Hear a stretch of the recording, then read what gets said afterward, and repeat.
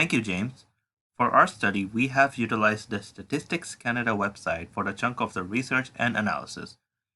The Statistics Canada website contains data on the development of social and economic information of Canadians and their families.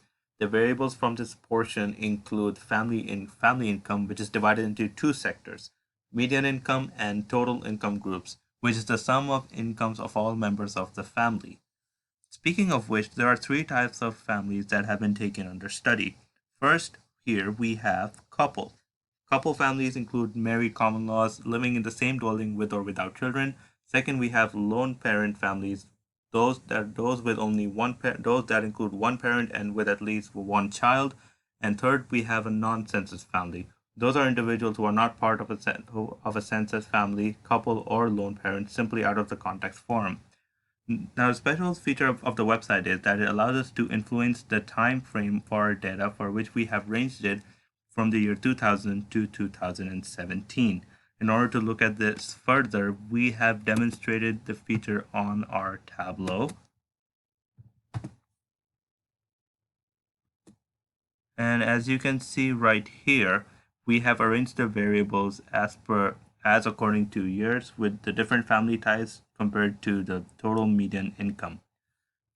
For instance, if we look at the year 2009, it shows that the median income for that year for couple families is $75,580.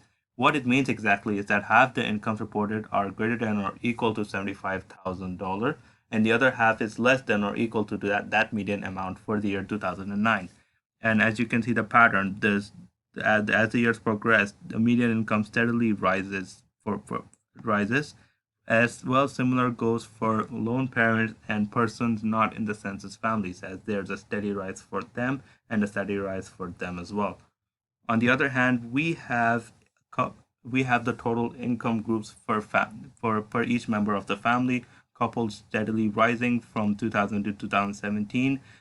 Lone parents have at a stagnant pace, while a drastic increase for persons in the non-census families.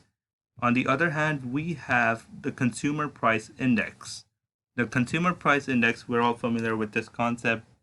To summarize it, it is an indicator of changes in consumer prices experienced by Canadians in this case. It is obtained by comparing the cost of fixed basket of goods and services purchased by consumers. Since the purchasing power of money is impacted by the changes in price, it is served as a very useful piece of tool for study. With the same reference periods as the household income, we see that the indices of restaurants and groceries with respect to food has rapidly increased over the years. This can be arranged due to extraneous factors such as competitive wages, rent uprisings in perspective to food and household operations, with economic factors such as unemployment, employment, and inflation.